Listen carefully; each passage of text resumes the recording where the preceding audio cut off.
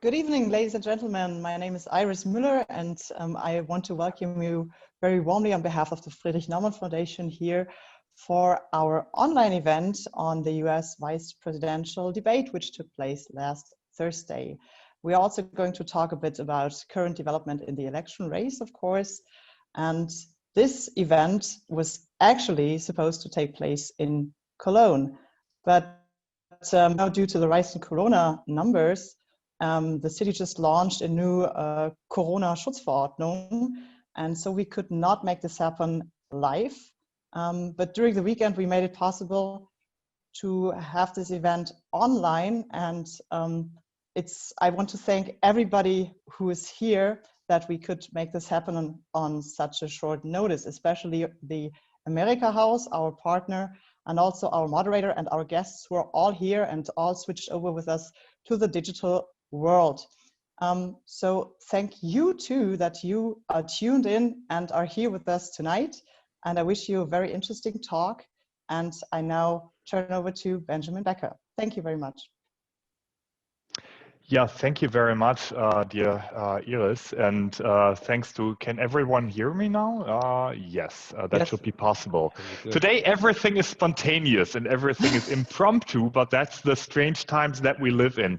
Thank you very much, Iris, from the Naumann Foundation, always a close partner, and you guys rock, as does my team, and as do all of our panelists today, Inez von Weitershausen, Andrew Denison, David Patrician, all close contacts, close friends of America House, and also on a personal basis. Yeah, the city of Cologne has different numbers today. Iris told us so a minute ago than we had last week, and we had to accommodate, and we did, and all of you did, and in parallel, I see attendance numbers rising. That's really a blessing to see these numbers and to see people that are still participating and who are switching and who are being flexible with us. Thank you so much. Very much appreciated. Now, maybe for a split second, we thought about what do we do with this new situation? Let me tell you, we never really thought about canceling it. We rather saw opportunities to the challenge, and there's so much to discuss, and we don't want to skip that, and we don't want to let that opportunity go without a chance to discuss. There's still a lot of events coming up before the elections, after the elections, also on different topics, and we very much look forward to that. Now, before I turn it over to David, who will introduce our two interlocutors, let me give you a brief introduction of David Patrician, our wonderful moderator of tonight. I know him through Fulbright. We are both Fulbright alums, that wonderful program. He's an American who at some point got stuck in Germany in that sense. And he has lived and worked in North Rhine-Westphalia for quite a while. He now lives and works in Hamburg as a professional journalist, as a moderator, among his many very impressive gigs. I mean, look him up. He's pretty much had them all. As an interviewer, he is also a regular on TV and Hamburger Abendblatt, among many others. And last week, very fittingly, he did several recordings for TV on the US vice presidential debate. So he's really in the topic, on the topic. And David, we are very thankful to have you for tonight, as we are thankful to Inez and Andrew to have you as panelists today. Now, let me end by inviting you on behalf of our both organizations, the Friedrich Naumann Foundation and America House, to all of our events that are upcoming. Just check our website. There's so much going on, and everything is online.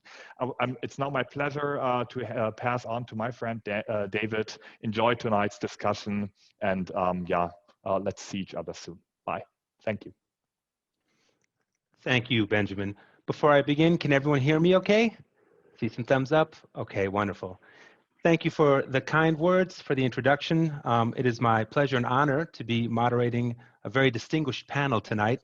And this is really, we want to think of it more as a discussion, a fireside chat, rather than a moderation in an event. So we really are happy to have questions and interaction throughout the evening.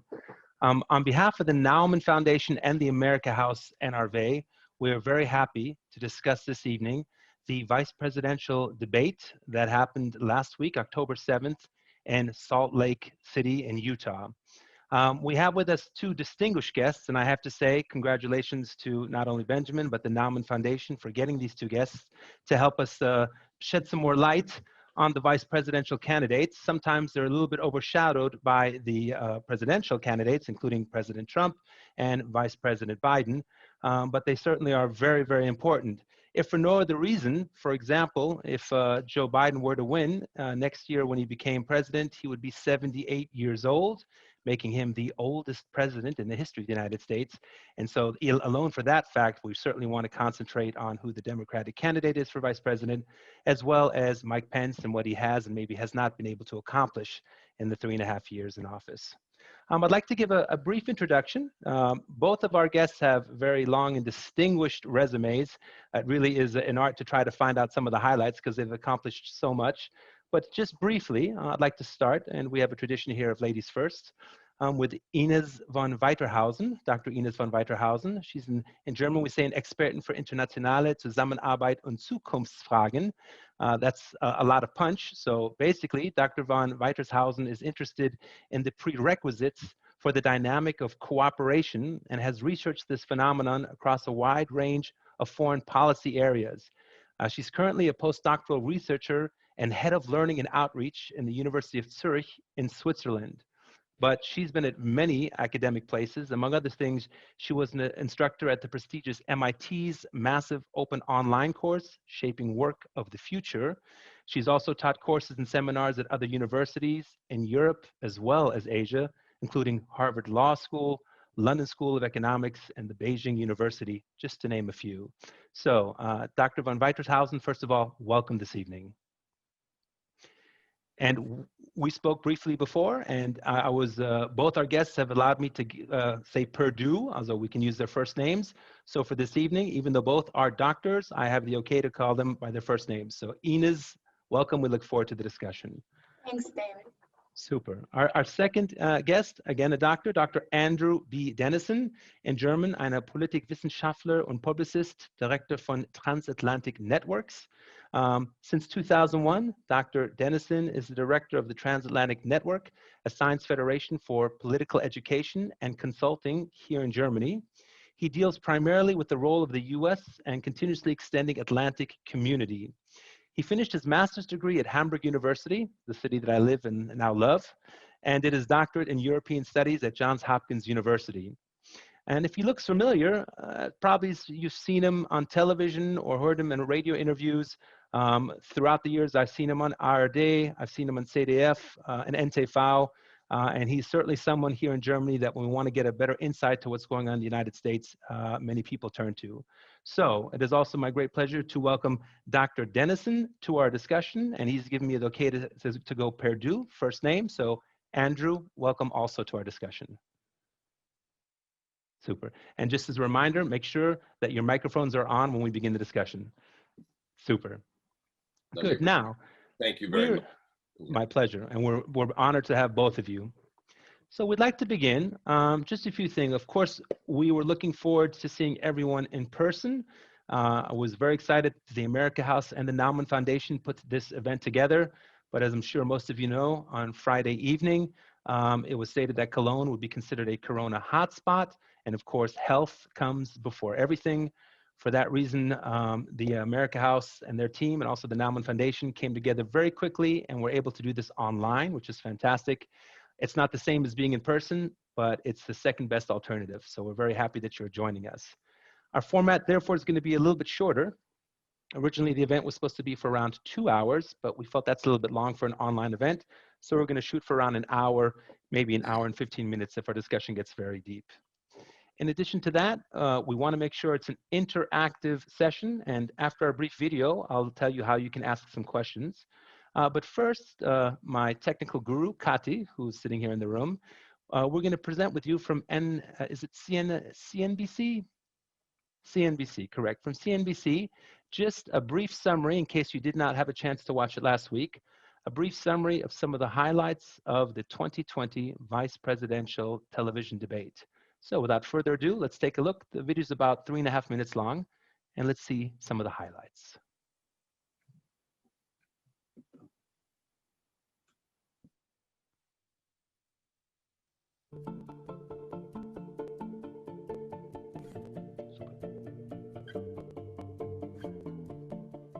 They knew what was happening and they didn't tell you.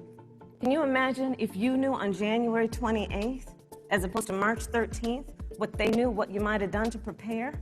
Our nation has gone through a very challenging time this year. But I want the American people to know that from the very first day, President Donald Trump has put the health of America first.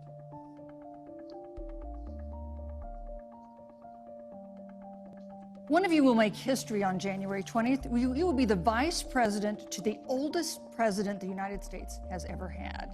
Vice President Pence, have you had a conversation or reached an agreement with President Trump about safeguards or procedures when it comes to the issue of presidential disability? And if not, do you think you should? You have 2 minutes without interruption. Well, Susan, thank you, although I would like to go back. I think we need to move on to the issue. Well, thank you, but I would like to go back because the reality is that we're going to have a vaccine, Senator, in record time. So let me tell you, first of all, the day I got the call from Joe Biden, it was actually a Zoom call, asking me to serve with him on this ticket was probably one of the most memorable days of my life. Public reporting that Russia had bounties on the heads of American soldiers, and Donald Trump had talked at least 6 times to Vladimir Putin and never brought up the subject. Joe Biden would never do that. So far, slanders against President Donald Trump regarding men and women of our armed forces are absurd. I can assure all of you, with sons and daughters serving in our military, President Donald Trump not only respects but reveres all of those who serve in our armed forces. I would tell you that don't assume that what you're seeing on your local news networks is synonymous with the American people. You know, I look at the relationship between Justice Ruth Bader Ginsburg, the late justice who we just lost from the Supreme Court, and the late Justice Antonin Scalia. They were on polar opposites on the Supreme Court of the United States, one very liberal, one very conservative. But what's been learned since her passing was the two of them and their families were the very closest of friends. Joe has a long-standing reputation of working across the aisle, working in a bipartisan way. And that's what he's going to do as president. Joe Biden has a history of lifting people up and fighting for their dignity.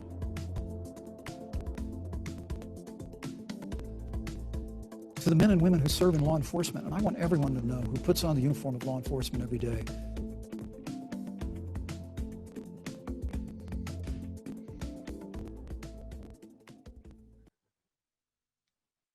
Super. Yes, so there we have some of the highlights, and yeah, I was also even surprised to see the fly, which we joke about, but it certainly made national and international news that a fly somehow landed on Mike Pence's head, the vice president, and stuck there for 4 minutes. Maybe a little bit of comic relief in what is otherwise a very, very intense presidential race and a vice presidential race. Good, so I'd like to begin. We have here a tradition of ladies first, and with that in mind, I'd like to ask Inez to say maybe just a brief reflection about what she thought about the debate, anything that she's noticed in the last couple of years, last couple of months of the campaign. And I'd like to also say, of course, while we are concentrating on the vice presidential debates, there's no question about it. We may also say a few words about Trump and Biden, but we are still trying to focus as much as we can on the vice presidential debate. So Inez, for a few minutes, I'd like to start to give you the word before we begin our discussion. Please. Sure. Thanks, David. Well, let me start with the fly, the elephant in the room, right? Because obviously there has been a lot of attention on the fly, and a lot of times people have said, oh, the fly really stole everybody's attention, and that was partly because the debate was so boring and unsurprising in terms of content and all that. But I have to say, sort of putting myself back to October 7th. I didn't find it all that boring. I didn't find it, the fly to be the most interesting phenomenon of the entire night. And that was partly, as you just alluded to, probably the overall context of the election, because I really think we cannot understate the importance of what is happening at the moment. And this is a historic election. So, maybe partly because of that, or partly because I just returned from the United States. I just moved back to Germany, and everything is still feels still very personal to me. I was actually sitting there with a lot of interest. And as I was sitting there, there were a couple of things that, obviously kept going through my mind. One was, are we going to see any fallouts of the kind that we've seen at the, Biden-Trump debate, which again is not the topic of tonight, but which I think is just appalling. The quality or lack thereof of this debate was, well, not to be commented on any further. And so I was sitting there literally on the edge of my chair waiting for anything, but luckily, I suppose, we had slightly more civilized tone here. Then secondly, I kept thinking, so how many twists, not to use the word lies, can people get away with? So that, and again, there were so many false claims. And one thing that I kept thinking is, where are the fact checkers? And obviously this is not the forum for fact checking, and that's not how the debate is sort of set up. But it was just a phenomenon that I couldn't switch off. A thought that I couldn't switch off. Like, why are we even listening to this? Why is there not a huge alert every time somebody says something that is just factually untrue? And that goes for both sides. And then count the lies in the end. Or count what is simply not right. And then sort of the third one was, which was also sort of alluded to in your little video here, in your summary, namely, which questions are we not going to get answers to? And what is it that we have to listen to here, whether we want to or not? And I think these, again, I think that was actually rather probably unsurprising, but also, just something that struck my attention, how well politicians in the United States, but I would say probably politicians all over the world, but are trained in answering whatever it is they want to say, and how well they are trained of, getting around, I thought actually quite smart questions, by Susan Page, and that poor woman just didn't have a chance, against them. So that's probably how I would summarize my first impression. Super. Yeah, before I turn over to Andrew, I can only agree. When we talked about the presidential debate, several journalists came out on the record and said it was most likely the worst presidential debate in the history of the United States, dealing with television debates in the modern era. And of course, that probably did bring a lot of extra attention and also expectations as to which direction the vice presidential debate would go. So I can totally agree with you on that. Good. Andrew, I'd like to also give you then the opportunity for your first reflections about the vice presidential debate last week in Salt Lake. Please. Okay. Well, thank you very much for having me tonight. Thank you, David. Thank you, Inez. I'm looking forward to an interesting conversation with you about America, our election, about America and Europe and the world.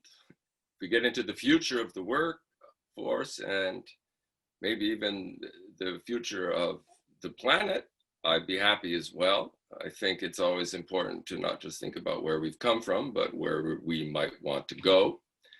And we certainly saw different visions in the vice presidential debate from Salt Lake City, the state right next to where I come from, Wyoming. We saw very different visions of the future. A couple of observations that I made up late at night in the dark watching the debate on my phone.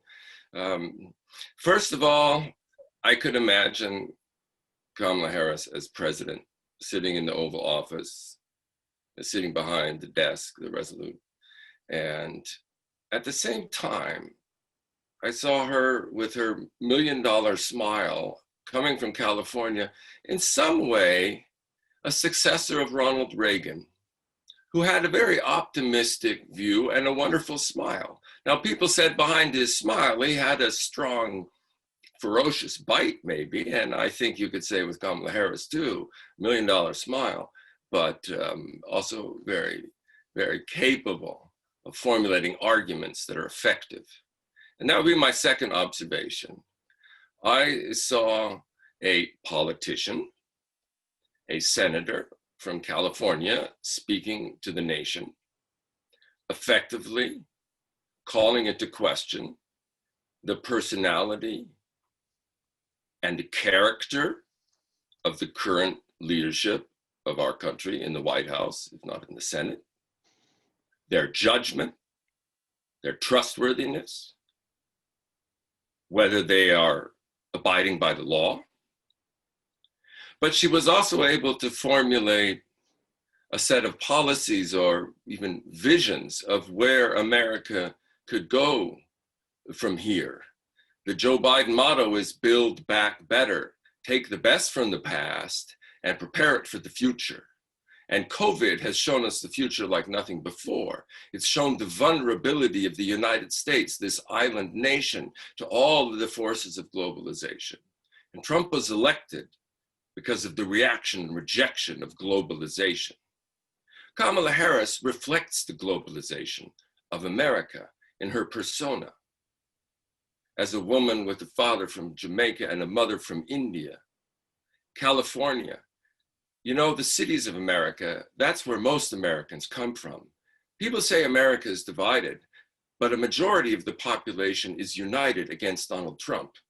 And that includes the coast, but not just the coast. I know that Colorado, like New Mexico and Nevada, once flyover countries, have big cities, global open cities, welcoming the best and the brightest from around the world into the high-tech, environmental quality workforce that are being created in those states. And maybe Texas is on its way in that direction as well. So this globalization is something that Kamala Harris, I think, represents. And in the same way that America voted for Trump as a reaction against the globalization of Barack Obama, mother from Kansas, father from Kenya, so I think America will vote against Trump and his anti-globalization. Finally, I would like to say also for people living in Germany, we do know that this lady sits on the Intelligence Committee and the Judiciary Committee. And I see no two more important committees in the Senate than that which tries to uphold the rule of law, the Judiciary Committee, where in this week we will see the hearings for the nomination of next Supreme Court Justice, and the Intelligence Committee, where a report was just completed showing how the Russians intervened into the American election. And it was a bipartisan report. And I think Kamala Harris has shown in her debate performance that she is capable of also focusing on foreign policy in a bipartisan way that looks at modern world problems related to corruption and cybercrime. Super. Thank you very much, Andrew, for your opening statements there. Yeah, there's a lot of things we have to cover, and I'll get right to it. I'd like to make one reminder now for our audience, our viewers. We certainly welcome also questions, and there's two ways that you can do that. One is if you, on your screens, you will have a digital hand. I'm sure some of you have had Zoom meetings before, and if you click on that, put your digital hand, we will try to call at you at some point. And at that point, your microphone will be off and you can actually speak your question to both or specifically to one of our panelists. The second way, of course, is here. If you go underneath, it's F and A. That would be Frage und Antwort, in English, questions and answers. So you can go there and type in your question as well, and then we'll have a chance to read that here too. So please, if you have some questions or brief comments, let us know. And I will say one thing, I do this in Hamburg as well. It's a very, very emotional subject with the elections coming up. And therefore, if for whatever reason it seems to be going more into subjectiveness and feelings, I'll ask people to say, stop, we need to go directly to the question and the answers. It's a very important rule. Let me begin. When we look at the debates, and truly there's no secret that the Republicans and Democrats have two different views of the direction the United States should go. But for example, when we talk about Corona, it is mind-boggling, in my opinion, when you look at the two narratives that we have. On the one side, Vice President Pence, who, by the way, is head of the Corona task force in the White House, has said that we couldn't have done better. We should celebrate this as a success. 210,000 Americans dead. It's a big number. Of course, it's a sad number, a tragic number. But without the swift movements of Donald Trump, it could have been 2 or 2.5 million people. So we should be getting just pats on the back. On the other side, with Biden and Senator Harris, they say this is probably one of the worst failures of leadership in the United States in the last 50 years. It has caused percentage-wise, the largest death rate in the entire world, number-wise with 210,000 and growing also. This is a catastrophe, and this is a clear symbol and sign of the lack of leadership and poor management for the Trump administration. Two completely different narratives. So my question is, on that one, let's talk about Corona. In your opinion, which candidate do you think is closer to what you consider would be the truth? I'll start again maybe with Inez and then come back to Andrew, please. Yeah, David, I think the issue is that it doesn't really matter what I think. And I'm not trying to dodge the question. Yeah. But I think this is essential. It does not matter what I think. I can tell you, I'm happy to, but the question is what do Americans think? And if the majority believes the narrative that this was all not that bad, because either it could have gone even worse, or because they choose to believe that their government was successful, or just because they feel, and this is something I really understand, a lot of people have gone through a lot, right? And they want these efforts to be acknowledged. And this is something that Mr. Pence actually did a good job in, sort of twisting some of the wording of the question, where he said, again, it's worthwhile going back to that part of the interview, where he basically says, I value what the American people did here, and kind of sort of suggesting that Kamala Harris didn't necessarily do that, but she was actually criticizing the government, I should say. Then if people feel they're not being appreciated enough for all the sacrifices they have made, then that is what matters, and that is the truth. And again, the question is, will the majority of the population be able to see, what could have happened with somebody else in power, somebody who, or just, somebody would have taken action earlier, or will they not? And that's really what matters here. Yeah. And I would maybe add something to that, to both you and also over to Andrew, and that is that something as basic as wearing a face mask, which here in Cologne everyone is wearing now, has become truly a political subject, where people on the streets say, oh, you're letting the government control you, it's a socialist takeover, take off your face masks. And other people saying, look at the science, look at other countries, a face mask is truly necessary for not getting the virus and surviving. I haven't experienced that so much here in Germany, but in America, a lot of my friends, journalists and just normal friends say that it has truly become a political issue for many if you wear or do not wear a mask. Mm-hmm. Any thoughts maybe to you, Andrew, on the coronavirus and its handling, how you feel America will react to that, to those statements? Well, the first thing I would say is that even before President Trump and his wife and much of the White House staff were diagnosed with COVID-19, the election was about COVID.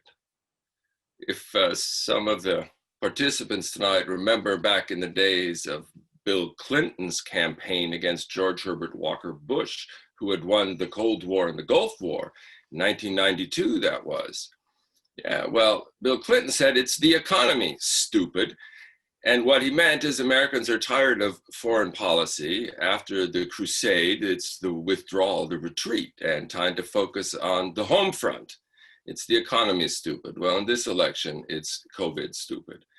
And there, clearly, Trump has suffered in the polls, and more importantly, he has suffered among key constituencies, including seniors who tend to vote Republican, though they enjoy the benefits of the senior citizen welfare state. Americans are very generous. The government is very generous to seniors in America. And the other is women. And mind if I could have said a fourth thing about the debate, it would be, we were reminded that men often interrupt women, and it's unbecoming. But women have carried the burden of the COVID pandemic. The crisis in childcare is just one part of it. Women have left the workforce 4 times as frequently as men. At the same time, women are the ones with the most college education, not the men, and women are the majority of the voters. So women are very important in this COVID election. Okay, secondly, we talked briefly about Mr. Pence's clever, though classic, if not a little bit worn, maneuver to saying that criticizing the president was criticizing the American people. And I think Americans, as well as many others, know that when presidents start to say that criticizing them is being unpatriotic, if not treasonous, that's probably because the presidents have something to hide or have been not doing their job correctly. So I think, yeah, that's difficult. Now, the final thing, perhaps on the masks. Yes, it is a matter of political identity in the United States, and Trump alone is not responsible for our infections. We are a bunch of contrarian individualists who do not like to be told what to do. And Trump supporters in the corner saw it as a way to show their colors and to pick a fight with all the mask-wearing, spineless Democrats. My mother in Colorado would go out, though, being a spineless Democrat, and look for people not wearing masks and give them a little piece of paper that said, please wear a mask. But it's an identity thing. Now, why do I raise that? Because you know what? In Germany, I see that too. We see the demonstrations against the masks. We see the love in the right wing of this country of the strange conspiracy theory QAnon, okay? It's an Atlantic society. When Germany concentrates more on the American election than on German politics, there's a reason, because in some way, Germans are also Americans. And in that sense, I believe that we will learn from each other, and that's the most important thing. We persuade one another and befriend one another as well. But first, let's realize these are common problems, including the refusal to wear a mask because it's part of your political identity. Thank you, Andrew. Very, very interesting insights and thoughts. Thank you both. We have our first question from the Fragen und Antworten. I'd like to go ahead and read that. It says, Mr. Martin Sebastian Abel. Thank you, Mr. Abel, for the question. First of all, thank you for doing this. Question for both panelists. Are you afraid of a non-peaceful transition? I can tell you from the people I've talked to, it's gotten louder and louder, that question and that fear, maybe some of it based on actual factual events and some of it more on hearsay. But it is certainly something that for the first time people are questioning. If President Trump loses, in whatever manner, are you afraid of a non-peaceful transition? Inez, I'd like to come back maybe and start with you. Yeah, of course I'm afraid of it. I mean, who wouldn't be afraid, right? I mean, that the very core fact that we're discussing this is, I think I used the word mind-boggling before, and I want to use it again. It's outrageous, you know. I mean, yeah. Everything we learn about the United States it's a democracy. The way, you know, in the United States has been portrayed in pop culture in its own words, you know. There is something to the, you know, grand narrative of the United States democracy, and Americans were there when most of Europe wasn't, right? And now the fact that we're debating that somebody might not step down if he loses an election, as if there were some, you know, autocrat, like running sort of in an autocratic, historically autocratic, let's say, country, of course it's awful, and it is something that I'm afraid of. And I mean, I have family over there, you know. Whenever I have conversations with them, they're eternal optimists. They say, oh, no worries, it's all rhetoric, and of course people step down, and have faith in the American institutions, and you know, and I do have faith in a lot of Americans and American institutions, but I also been observing for way too long now, you know, a person who just does not play by the rules, and who takes pride in that. And you know, maybe there's a link to what Andrew was saying earlier. You know, there is you know, a culture of to a certain extent disobedience, you know, that has served Americans very well to a whole degree. But at the same time, there is now the danger that somebody will draw on this for specific parts of the population and ask them to stand by and as he has done, stand back and stand by, and get active in a way that would be awful for all of us. Because again, I agree with Andrew, there is such a thing as a transatlantic community. Yeah. So yes. Very good, Inez. Thank you for your thoughts and insight, Inez. Very interesting. I'd like to add just one thing. As an American, when I studied U.S. history back at home, I was always very impressed with the fact, of course, we had our flaws when we became a country, including slavery. That's something that America is still trying to reckon with 245 years afterwards. But George Washington, the first president of the United States, after 2 terms, basically everyone was asking him to stay longer. They were very happy for the most part with his work. And at one point he stood up and he said, no, we just fought a war of independence against England. That was a monarchy. I do not want to be sitting in power for a very long time. And for that reason, I will step down. And hopefully in the future, that tradition will continue. And even though we have the Constitution where a president can serve only 2 terms, that has always been one of those facets of America that regardless of the party, when somebody lost the election, that there would be a peaceful transition. And I can totally agree with what Inez said. It is very, very challenging, and I would also say very scary at this point, especially when the sitting president is talking so much about fraudulent activities and mail-in ballots, which will be at a record high because of Corona. And this, of course, was also reflected in the vice presidential debates. Andrew, I'd like to, it's a big, big question, but if you could briefly say a few words about that. Peaceful transition of power, is it something we should truly be concerned about this time around? Well, Joe Biden was asked that question. I believe it was on MTV, nevertheless, a serious question. And he said it's the thing that scares him most. It scares him most. And then he was asked what he would do, and he said he would send in the military. And maybe that's where we're at. Yes, it scares us. Also because the United States election system, and I'm not talking about the number of senators per state, but the way the elections are organized from voting district to voting district, the way the votes are counted, the way the state legislatures certify the elections, the way they're sent to Washington to be counted again. All along the way, there are all sorts of potentials for not knowing who won. And we saw that in the year 2000 in the count in Florida, in the year 2004 in Ohio, there were also fights about counting. Some people say it's not important who votes, but who counts, okay? Counting the votes has always been something that Americans have fought over. Who gets to vote and who gets to count the votes? And we have that again. Now, I would trust, or I would expect Trump to do anything that he could imagine to try to stay in power.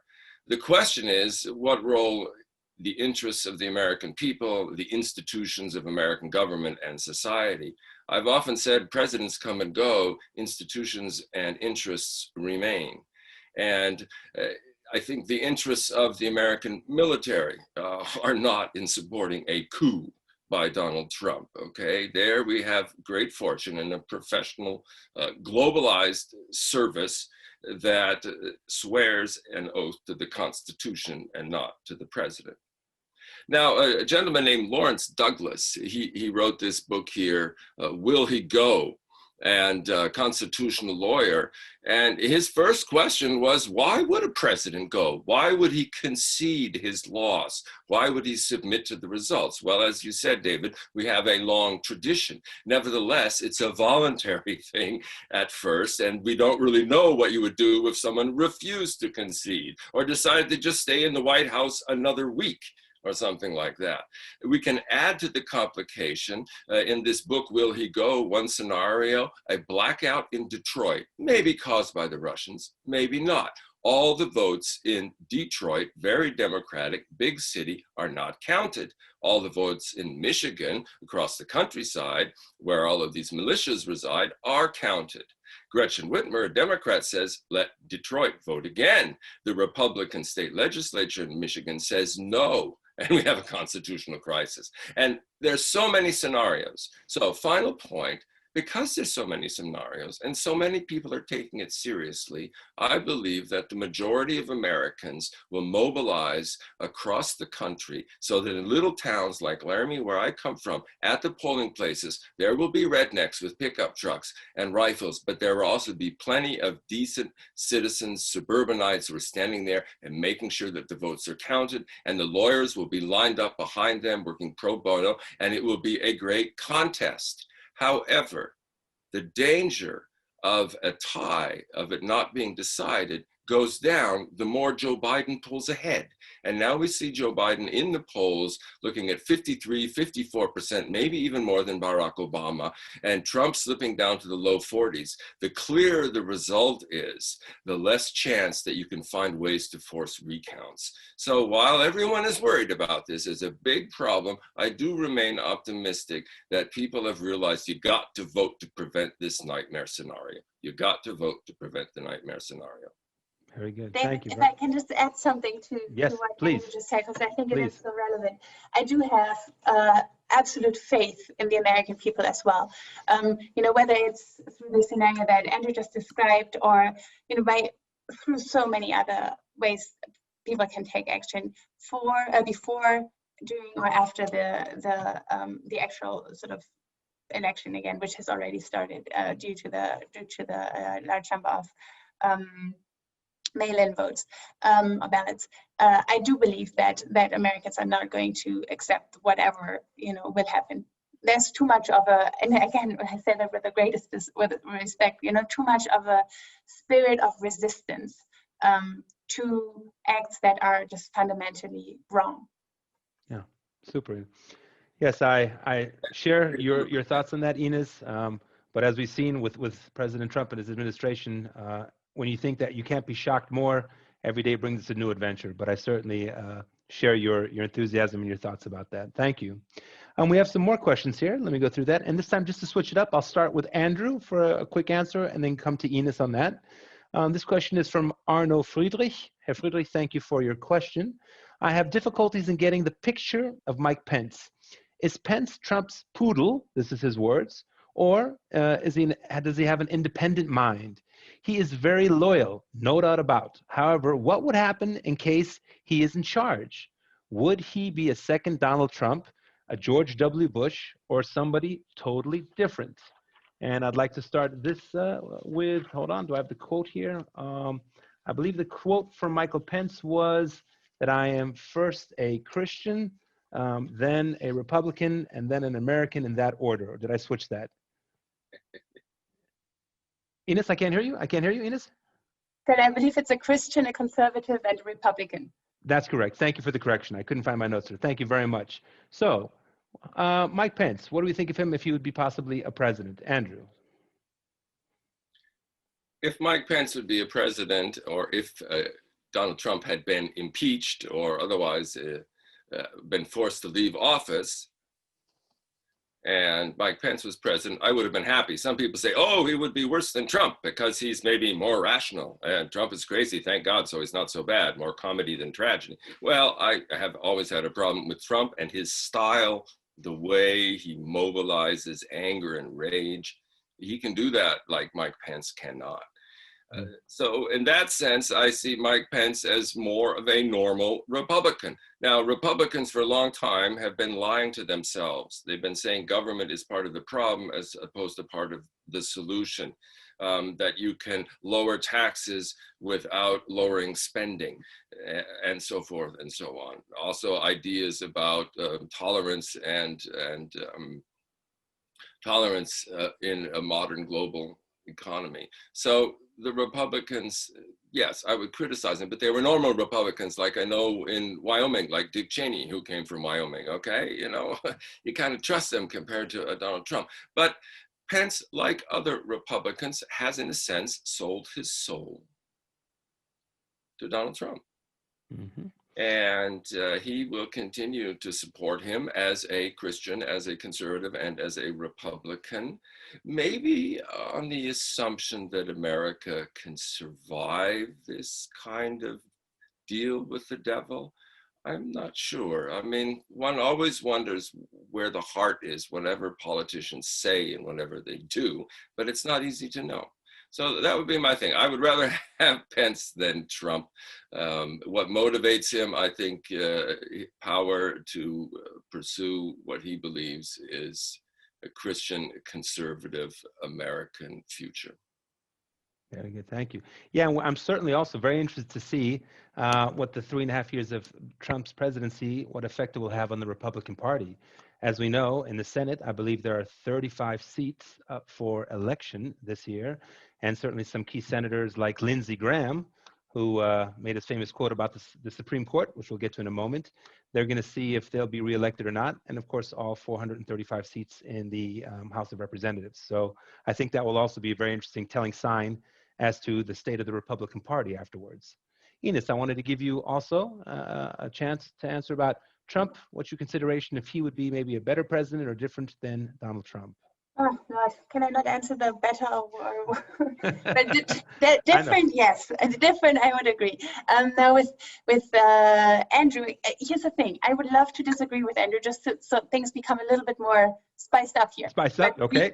We know, but we do agree on this one in the sense that yes, I think Pence is, in a way, as he calls himself, a Christian conservative and Republican. He is, in a way, your more or less traditional conservative person with a very sort of fixed set of beliefs, you know, and these have a lot to do with the economy, obviously, and that was actually part of the debate as well.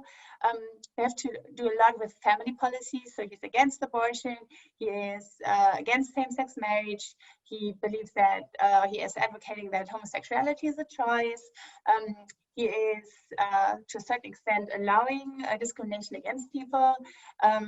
So there are a very, you know, there's a very sort of fixed set of traditional conservative values that underpin his personal belief systems, I believe. Obviously, his you know, deep religiosity, or at least the extent to which he communicates his beliefs, fits very well with that, with these very specific sort of agenda items. Now there is, I believe, a little bit of an interesting backstory. Now I don't obviously work in the White House, so this is all hearsay, and I should be careful with what I say. But from what I've learned is that Mike Pence was actually chosen not against the will of Donald Trump, but Donald Trump wasn't passionate about having Mike Pence. You know, this was a political act. This was done a wise decision by his political strategists to, again, bring on board all these, you know, traditional conservative people who, if they're probably very careful in their analysis of Donald Trump and his lifestyle, other choices he has made, you know, would probably rather be rather suspicious of Donald Trump as a figure, right? But through Mike Pence, a lot of conservatives were being brought on board. And I actually remember there were initial talks about, you know, it's not, like Trump is really not going to be as bad. Like in Germany, we have the saying, translated, nothing is ever eaten as hot as it is cooked, right? And I believe to a certain extent, that's what people were hoping with bringing Mike Pence on board. Again, you know, not, you know, with the full support, if you want, of Donald Trump, who, again, this is hearsay, but would have preferred to have certain members of his family in that position. Obviously, they would have overstepped, you know, a lot of what people feel comfortable with. But if you actually look at who runs certain aspects, certain committees, certain working groups in the White House, be it on education, be it, you know, on the workforce, these are members of his family. So even though Mike Pence is the vice president, Donald Trump managed to get his own people highly involved. So I think, again, you know, very much agreeing with Andrew, probably what we would see is a more traditional conservative presidency. Yeah. Good, super, thank you very much. I have 1 or 2 questions prepared, but I'm very happy that in our Fragen and Antworten we have a few more, and I'll certainly remind everyone if we still have certainly a few more minutes. If you have a question or would like to get something out, please write it in our Fragen and Antworten section, or you can raise your digital hand. Our next question comes from Hartwig Prussmann. I actually know Hartwig. Glad to see you digitally and very happy that you're part of the discussion. Sehr schön, dich zu sehen, Hartwig. Mr. Prusman asks, how will either result of the election impact the German-American relationship, and in which way, probably in specific? That's a tough question, and it's a broad issue, but maybe we can take a stab of it. On this one, I'll also maybe start off with Andrew this time, and then come to Inez again. How will either result of the election impact the German-American relationship, and in which way, probably in specific? I think we can all agree over the last couple of years, it has been at a low point, the transatlantic relationship. What can we expect for either side if they win? Andrew, real quick, if I could start with you. I guess you first have to ask, what is the German-American relationship and why would one want it, okay? It would seem to me the German-American relationship is about the security of Germany and Europe. It's about the about the democracy and rule of law in Europe, and it's about prosperity in Europe. And these have been goals of the United States of America for a long time. And you would have to ask how it could be in America's interest not to pursue peace and freedom and prosperity in Germany. That said, pursuing those things here in Europe has not been made easier with Donald Trump. Certainly, Angela Merkel doesn't like having her picture taken with Donald Trump, and convincing Germans to do what Donald Trump says, even if it might be good for Germany, is awfully difficult, because here the attitude has taken hold: if Donald Trump says it's good, it must be bad. Now, when Donald Trump says Germany should spend more on defense, I might say, well, spend more on diplomacy and development. You've got enough guns, but spend more, okay? That would be good for Germany. When Donald Trump says Germany can't handle immigration problems, then I would say, well, Germany, get a handle on your immigration problems. And while you're at it, think about an immigration strategy for the European Union that keeps people happy and yet is realistic enough to deal with a very dangerous neighborhood that Germany lives in. And as far as economically, yes, as Obama said, grow your economy, buy more from America, that's good. But let us not forget, despite the catastrophe many people feared in the transatlantic economic relationship, in every year since Trump has taken power until the COVID economic depression, Germans have made more money through investment and trade in the United States than the year before, because the United States economy has boomed. And Germans have found themselves closer to the United States on dealing with China than they were 3 years ago. So not everything has been horrible. That said, I do believe Biden will win, and I believe his motto, build back better, applies to foreign policy, and that there is a huge agenda to address, planetary agenda, if you will, but certainly Europe's neighborhood as well, where the United States and Europe, with Germany in the middle, paying the most and doing the most and showing the most solidarity, much to do, much to do. And so I would expect that reality will force the Germans and the Americans to get along much better with more effective strategies for the world under Biden, but they will also deal with a Trump. Germans must also be able to deal with Trump's America. And I think they have done okay in the last 4 years. Super. Thank you very much, Andrew. Inez, I'll give you a chance also, just briefly. How will either result of the election impact the German-American relationship, in your opinion? Sure. So I believe on a very superficial level, there's going to be an improvement in relations, because I think a lot of Germans won't be thinking that what is going on basically anymore, you know. But again, I think that is on a very superficial level. I do think that as much as there is a transatlantic community, as I said earlier, and as much as there are many things that bind us together, there are also things that are very different between Germany and the United States, or Europe and the United States for that matter. And I do think that some of these issues will maintain these differences will maintain or persist also under a democratic president. I'm thinking in very concrete terms, you know, the approach towards military spending, the NATO 2% goal we've talked about many times, but there are also other aspects. But I should also preface everything I'm saying by it's not just the president, right? I mean, while the president makes a difference, a lot of policies will only come into play, and we saw that with the Obama administration, if the Senate actually has a Democratic majority, right? So unless we actually see both, if you want change, there's not going to be all that much of a difference. And I should also say, I believe that there would have been a true chance, if you want, for a more substantive change if we had seen people like Bernie Sanders say, run for president. But with Biden and with Kamala Harris, I don't think there is a lot of this really radical, different thinking happening. And just to give you one concrete example, so if you look at, for instance, labor law, right? There's this great project at Harvard University on work-life and labor law, or something along these lines. You can find it, and it's a great initiative. But again, everything that is happening, that the ideas that are being produced are blocked to a certain extent by the fact that those who are in charge, and not just Donald Trump, but those who have been in charge for several decades, just don't have a vested interest in promoting certain ways, for instance, to give workers a voice. Works councils, right? The opposition to works councils, the decline of unions, etc. These are things that are different between, well, we have a decline in union as well, but co-determination. Anyways, long story.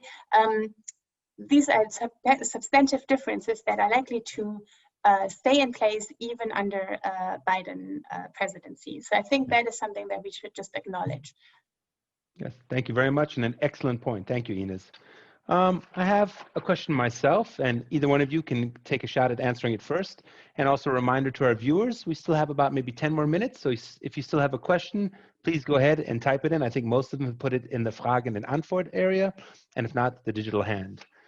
On a recent Gallup poll, recent here, I think it's about 10 days ago, it was asked, what issues are important to voters this election? I have 10 issues. I'm going to say the top 5, first of all. 79% answered the economy, Wirtschaft, not a big surprise. 68% answered healthcare, Gesundheitssystem. Always, it's been an issue even back in the 90s with Hillary Clinton trying to improve the healthcare system.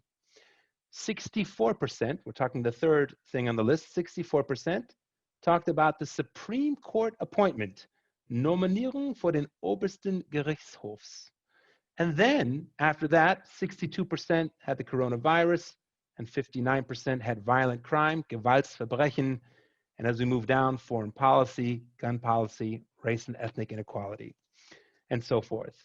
So it seemed to be, at this question, the third most important issue. Now, I think pretty much everyone knows about the facts that Ruth Bader Ginsburg died a few weeks ago, a very celebrated, almost iconic judge for the Supreme Court, a very liberal judge, and a true feminist, and an icon. 3.5 years ago, when the shoe was on the other foot, and Justice Scalia died, we had 9 months before an election, and pretty much the Republican Party said, no way ever that we should have a new nomination for a new justice. Let's wait till the president is elected, the people have spoken, and the president can bring someone into the Supreme Court. Now, 3.5 years later, I think it was about maybe 40 days that Ruth Bader Ginsburg passed away before the election. And from the very first beginning, I think within hours, President Trump tweeted and said that he's going to bring someone quickly to the court, a conservative person, and the Republican Party jumped right in line with that as well. And it seems like they're doing with all of their force, going to try to put someone in, which down the road could be very instrumental if there's a problem with the election and somehow it ends up in the Supreme Court. So the question I have to both of you all, I mean, we know the facts. To me, it's beyond hypocritical. And I think also many Americans are truly shocked about it. Although you also have the very right conservative Americans who say, this is why we love Trump. He doesn't really play by the ethics and ethos, and he wants to bring this through. So do you think, first of all, were you surprised by this? And if so, do you think it's going to cost President Trump or some votes or actually help him? I'll go over to Inez or Andrew. Either of you can start with that if you want, just a brief one. Anyway, maybe I'll start with Andrew if you want to jump on this one first. Excuse me, David. Yeah.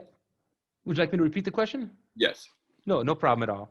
So the question was basically, we're dealing with the Ruth Bader Ginsburg, who passed away, and that this time around, 40 days before the election, the Republicans are trying to push full force to get the nomination through, while 3.5 years ago, when Justice Scalia passed away 9 months before the election, the Republican Party said it would be close to treason. We should wait until the president is elected and then first make a nomination.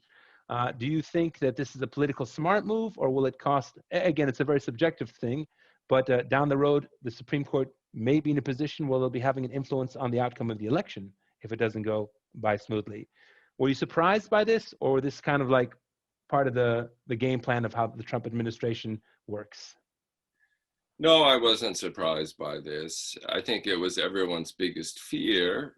There may have been an inkling of hope that the Republicans would like to appear consistent before the election, but I believe they were much more interested in doing whatever was possible to get a conservative judge onto the Supreme Court before they most likely lose not only the White House, but the Senate.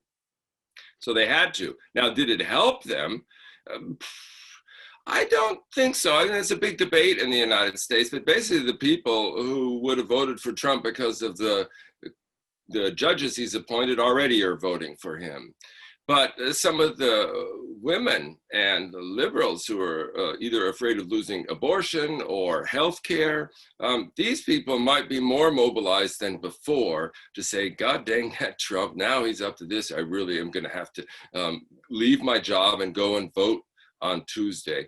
And finally, it does give the vice presidential candidate Kamala Harris a wonderful stage to show the world how good she is at asking penetrating but informative, enlightening questions. Super. Thank you very much. Inez, would you like to add to that? Yeah, maybe briefly. So my concern is that everything that for Democrats or sort of liberal-minded people seems like a no-brainer right now does not resonate with other parts of the population. So obviously, you know, the death of Ruth Bader Ginsburg has caused a lot of pain within the country and among those sort of, you know, women and as I said, liberal-minded people in particular. And for them, you know, not just the new candidate, but also the entire process, you know, seems just so wrong right now. You know, why do they get to nominate somebody if just a few years ago it wasn't possible, right? But that thinking is a thinking that, again, and I said that at the very beginning of my intervention, resonates or concerns one part of the population. Another part does not care whether 4 years ago something happened this way and now it happens differently. You know, again, there's a German word, die normative Kraft des Faktischen here, you know, plays a much bigger role. And for them also, the question is, so who is the new candidate? You know, is that new candidate going to be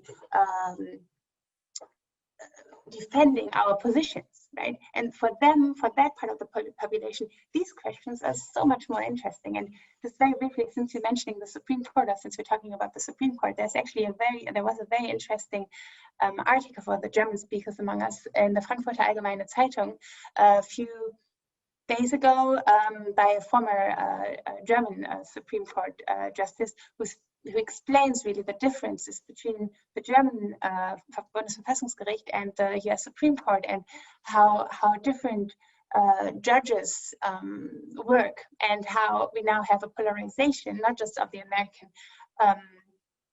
American population, but in fact also of the court. And you know, these are the things that are, I believe, personally really interesting, but that are not necessarily considered to a large extent by people who right now just care about other questions. Namely, is that a candidate who will advance my ideological standpoints? You know, is that person religious? Is that person defending family rights, or what have you, traditional family rights? So I think again, it comes down, and that's probably the last thing I would say on this point. It comes down to appreciating that the discourse within different parts of the population is a very different one, and that what people pay attention to is very different. And a lot of the questions that we get asked a lot, as experts or people who have lived in the country or who are Americans, resonate or reflect already, I feel, a particular sort of standpoint and a particular sort of mindset. And that's understandable, right? We all have our background, but I think to truly understand what's happening and to truly get a grasp of why people are voting this way rather than that way, or thinking about a decision this way rather than that way, we need to sort of try to leave behind, what we believe is right and wrong, and ask a different set of questions, if that makes sense.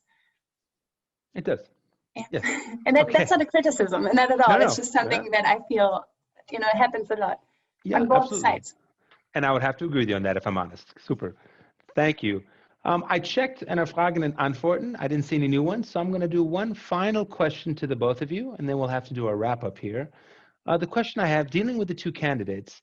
So, for example, with Vice President Pence, we know he's evangelical, and one of the things that the Republican Party liked is that they hoped he would bring a lot of evangelical votes to the ticket. With Kamala Harris, of course, she is a woman, and she is Black. And that also has been something that the Democrats hope will bring some extra votes to them as well. It is said that usually people vote for the president, not the vice president.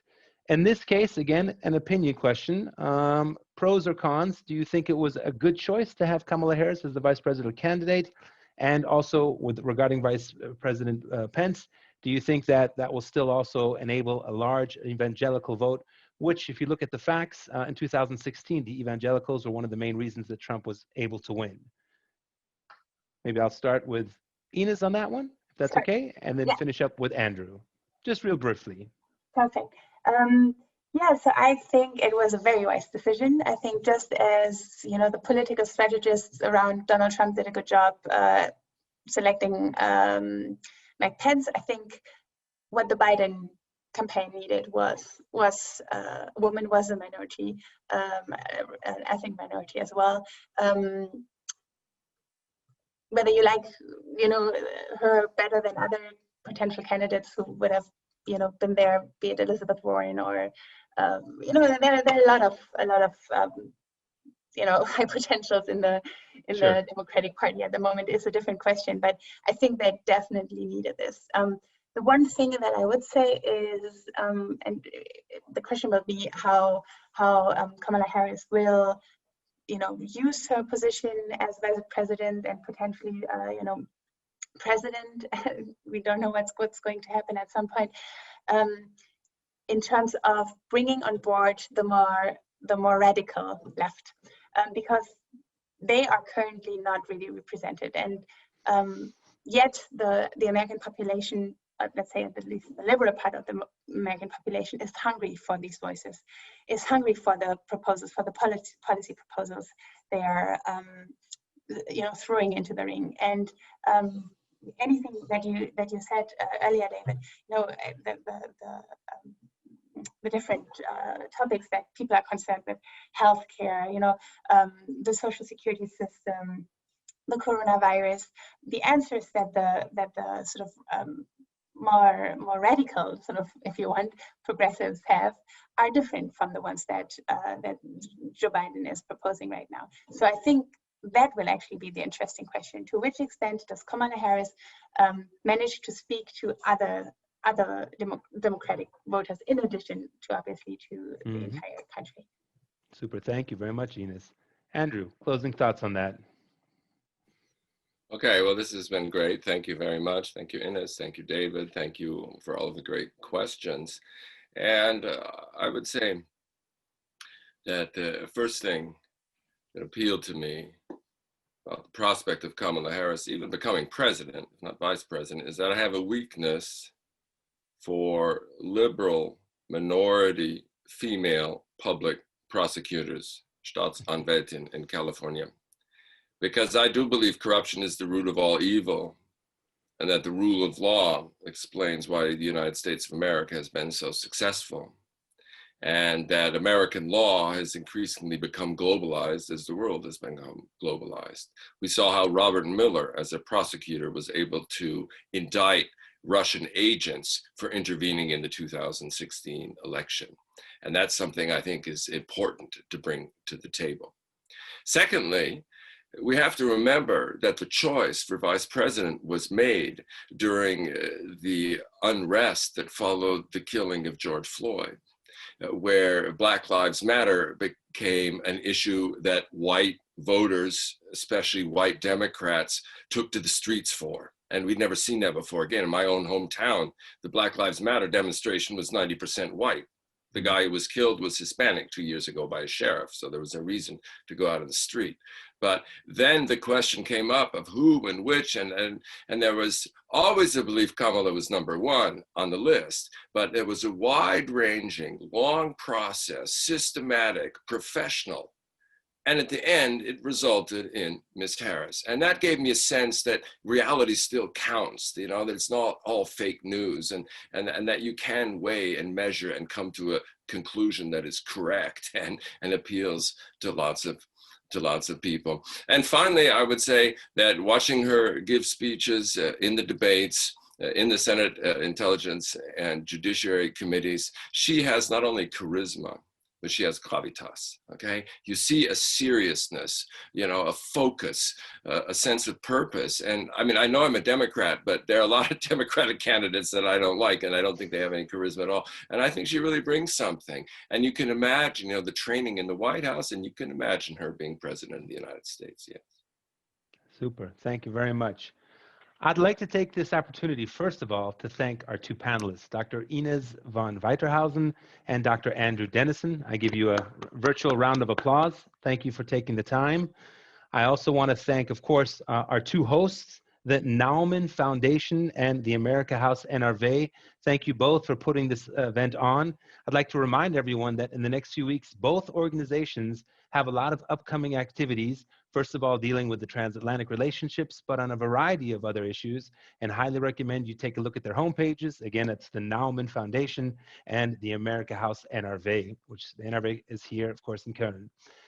In addition, I wanted to thank all of our listeners. I see many of you still stuck around in the Heilige Tagesschau site. Vielen, vielen Dank. That means you are very interested, and we appreciated the questions. And finally, I can just say a lot of interesting things are coming up. When it comes to the US election, Amy Coney Barrett, will she be nominated before the election in the Supreme Court? Other issues like the Electoral College, will that play a role in deciding the presidency? We had Hillary Clinton win 3 million more votes, but through the Electoral College, Donald Trump was elected. That happens again in 2020. Will the American public be quiet or not extremely upset by having the majority vote for one person and someone else win the election?